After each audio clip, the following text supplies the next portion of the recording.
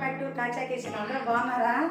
ఇప్పుడు మనం చేయబోయే రెసిపీ పులిహార పులుసు చేస్తున్నానండి. పొడి చింతపండు 150 గ్రాముల చింతపండు అండి, 100 గ్రాముల శనగపప్పు, 100 గ్రాముల మినపప్పు, 10 గ్రాముల జీలకర్ర, 10 గ్రాముల మిరియాలు, 10 గ్రాముల మెంతులు, చిన్న బెల్లం ముక్క, కరివేపాకండి, ఎండుమిరపకాయలు, 150 గ్రాముల చింతపండు అండి.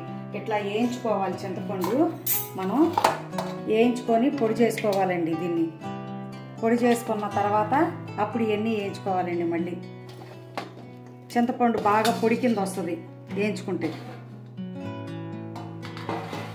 చింతపండు వేపేటప్పుడు కొంచెం మెత్తగా ఉన్నట్టు అనిపిస్తుందండి. వేపిన తర్వాత కొంచెం ఆరబెట్టుకుంటే అది గట్టిగా అవుతుంది, పొడిలాగా అయిపోద్ది మనకి. ఇది ఎప్పుడైనా పొడి చల్లుకుంటే చాలు. పులిహార మనం అన్ని చద్దన్నం ఉన్నా, మామూలు అన్నం కానీ, చల్లన్నం కానీ ఏదన్నా పెట్టుకొని పులిహార చేసుకోవచ్చు. పులిహార మనం ఎలాగైనా చేసుకోవచ్చు. వేడన్నం అయినా చేయొచ్చు, చల్లన్నం ఉన్నా చేసుకోవచ్చు. ఎట్లా అయినా ఈ పొడి బాగా పనికొస్తుందండి. చక్కగా మనం అప్పటికప్పుడే చేసి పెట్టవచ్చు. నలుగురు చుట్టాలు వచ్చినా వెంటనే కూడా పులిహార చేసి పెట్టవచ్చు. మనం టెన్షన్ పడకుండా పులుసు ఉడకబెట్టుకోవాలి, చెయ్యాలి అన్నది లేకుండా చేసుకోవచ్చు. కొంచెం చింతపండు బాగా యాగాలి. ఈ నిమ్మంతా పోయేదాకా ఎగితే అది మెత్తగా వస్తుంది. మెత్తగా వచ్చింది మళ్ళీ ఆరిపోతుంది. చూడండి, ఇలా వేసుకోవాలి.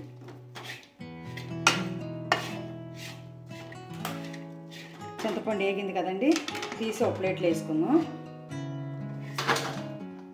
అదిగోండి, చింతపండు వేసుకున్నాం కదా, ఒక ప్లేట్లో వేసుకుందాం.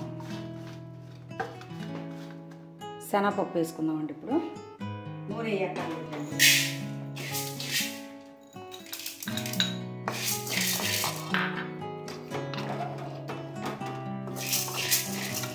త్వరగా వేసుకోవాలి శనగపప్పు కూడా.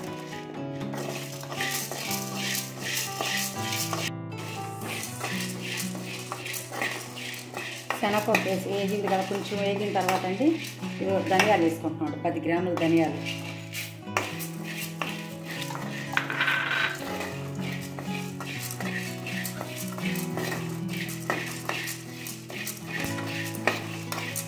మిరియాలు వేసుకుందాం.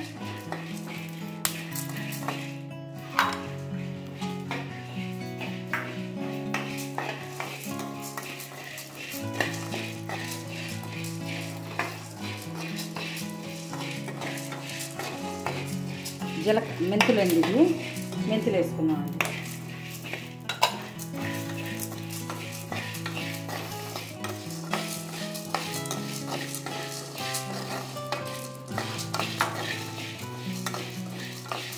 లాస్ట్లో జీలకర్ర వేసుకున్నాం. ఈ పులిహార చాలా టేస్టీగా ఉంటుందండి. మనం చింతపండు ఉడకపెట్టి చేసేదానికన్నా కూడా ఇది చాలా టేస్టీగా ఉంటుందండి.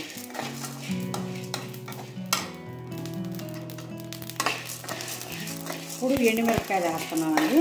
చూడండి, ఎండుమిరపకాయలు ఊరికే వేగిపోతాయి కదా, ఎండుమిరపకాయలు వేసుకున్నాము. ఇవి కూడా 50 గ్రాములు ఎండుమిరపకాయలు వేసుకున్నాము. కారానికి సరిపడా వేసుకోవాలి కదా, ఎండుమిరపకాయలు వేసుకున్నాము. ఇవ్వండి, కరివేపాకు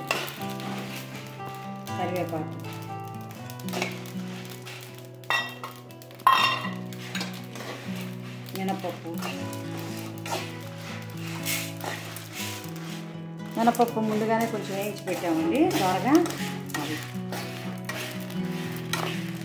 ఒక్క చుక్క నూనె కూడా అక్కర్లేదండి. ఒక్క చుక్క అంటే ఒక్క చుక్క లాస్ట్లో వేస్తాం. కొంచెం నూనె ఎక్కువ వేయం. పచ్చిమిరపకాయలు అవి తిరగమాతకి ఏం పెట్టుకుంటామో పులిహారకి అయ్యే తిరగమాత పెట్టుకొని వేసుకోండి, చాలా బాగుంటుంది. చూడండి ఒకసారి, ఇదిగోండి, ఒక్క చిటికెడు నూనె వేస్తున్నాను. అంతటికి కూడా మీకు ఒక 2 స్పూన్లు నూనె కూడా లేదండి, అంతే. ఎందుకంటే మిరపకాయలకు ఘాటు రాకుండా ఉంటుంది అందుకని.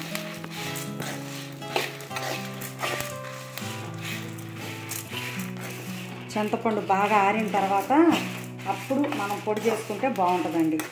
దీంట్లో కొంచెం పసుపు వేయక్కర్లేదండి, ఉప్పు వేయాలి. ఉప్పు వేస్తాం. 6 నెలల వరకు నిల్వ ఉంటుందండి ఇది మీకు. ఉప్పు మళ్ళీ చూసుకొని ఉప్పు వేసుకోండి. ఇప్పుడు ఈ ఉప్పు వేసాను నేను.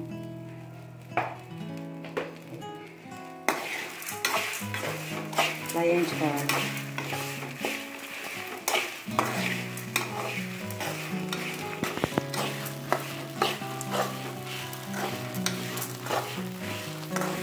బెల్లం ముక్క ఇదండి, చిన్న బెల్లం ముక్క వేసుకోవాలి. ఎందుకంటే పులిహోర చింతపండు పులిహోర కదా, దీనికి నిమ్మకాయ పులిహోరకి అయితే చింతపండు పులిహోరకి అయితే ఇదండి, నిమ్మకాయ పులిహోరకి అయితే పంచదార, దీనికైతే బెల్లం ముక్క.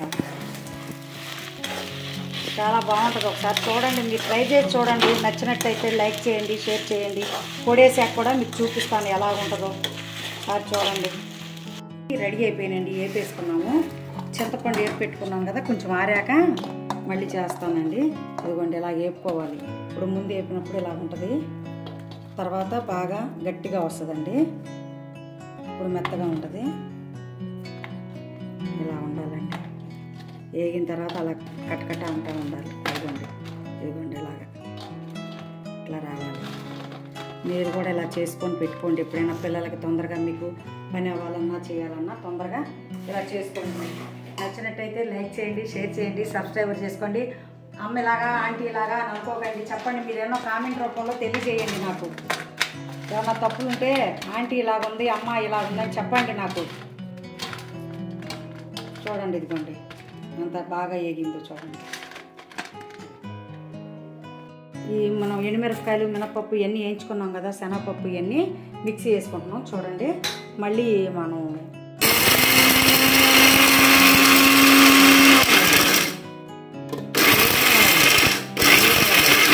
అది పొడి అయింది కదా, ఆ పొడిలో చింతపండు వేసుకుంటున్నాం అండి.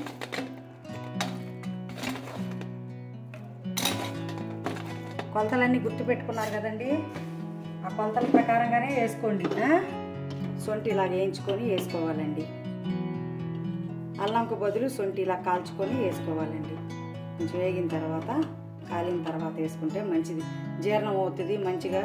మీకు పొట్టది ఉబ్బరం అది ఉండదండి, చక్కగా ఉంటుంది ఇలా వేసుకుంటే. సొంటి కాలిందండి, ఇదిగో చూడండి.